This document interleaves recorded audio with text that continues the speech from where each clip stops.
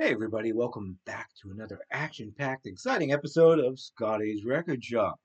On this particular episode, it is kind of exciting for me because I'm starting a new series, Albums You Should Know About. Little disclaimer, you may know about some of these albums. I hope you do. You may not.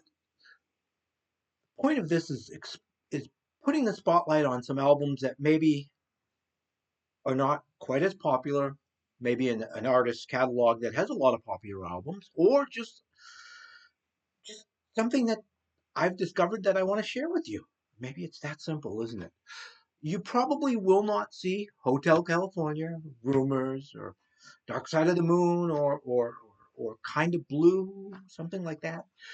Most people don't. Most people know about those albums. You know about those albums, right? And if you don't, you should. Okay? Just a little recommendation there. Okay. So today's album is was found out by me by a YouTube subscriber, a YouTube video. Yeah, it was just I don't, and I wish I remember where I saw this, but the guy had mentioned it. I vaguely remember hearing about this particular artist and thought, why not? I'm going to stream this and see what happens. I recommend too, just a little throw this out to you guys. If you're going before you buy an album, go and stream it, listen to it, see if you like it or not. That way you're not going to waste your money. You may not like this album. This is an album, it's fusion. I'm going to cover all kinds of pop, fusion, or different types of jazz. Might even throw some country in there. Who knows? I don't know. I'm a couple, three albums ahead of time in my head here of what I want to show, but. So anyway, this album is by a drummer named Billy Cobham. The album right here called Spectrum. This is a Atlantic 75th reissue. This album is a fantastic album. It was recorded just a few days during May of 1973, released in October of 1973. By the way, this was recorded at Electric Ladyland Studios, which was Jimi Hendrix studio that he started in New York. So, an interesting note about that. Recorded only in a couple of days, released in October of 1973, instantly, bam, right to number 1 on the jazz album charts, as it should have. It's a fantastic album. If I said that this was a fantastic album, well, it's a fantastic album. Took a little bit of time for it to catch on, but it actually made it up to somewhere around 25 or so on the Billboard Top 200 albums, pop albums. And this is not a pop album, this is an instrumental album. Personnel on this album, you've got Billy Cobham on drums. Uh, you've got Leland Sklar, the great bass player, Leland Sklar, who's played on everything and is still playing on everything. He's just he's indestructible. Just a great player, great musician, great bass player. You have Tommy Boland, late great Tommy Boland, who a lot of people know his work from other places.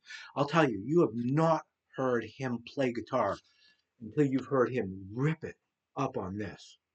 Fantastic job. And some keyboard player who I hope will make it someday, Jan Hammer. Yeah, Jan was on here too. There are a couple of other members, a couple of other people that played some horns on here as well. All around, an absolutely fantastic album. This pressing, I like talking about pressing sometimes too. This pressing sounds fantastic, and it's kind of a neat looking pressing. Look to me, looks like I how does it sound, right? I don't care how pretty it is. It's nice, but this is kind of pretty though. Whoops, there we go. On clear vinyl, I'm not a I don't what I mean. I'm not the big vinyl like, ooh, check it out. It's on clear vinyl. I'm not like that. I care about when this gets on the turntable. How does it sound? This sounds fantastic. Great sounding pressing.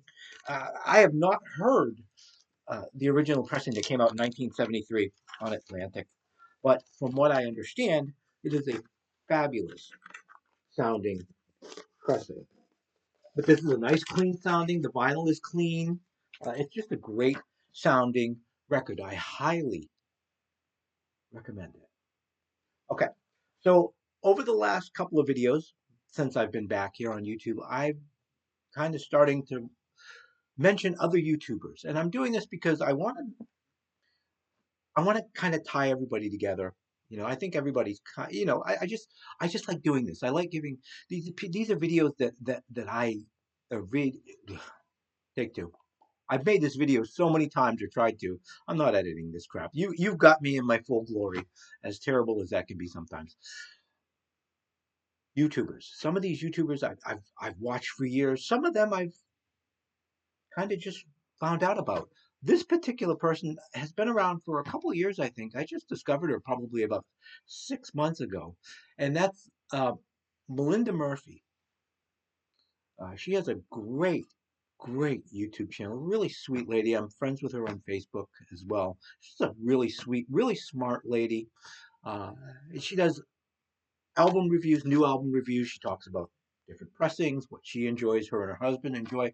Does some gear reviews, stuff like that. It's a fantastic YouTube channel. So if you've not yet subscribed to the Melinda Murphy.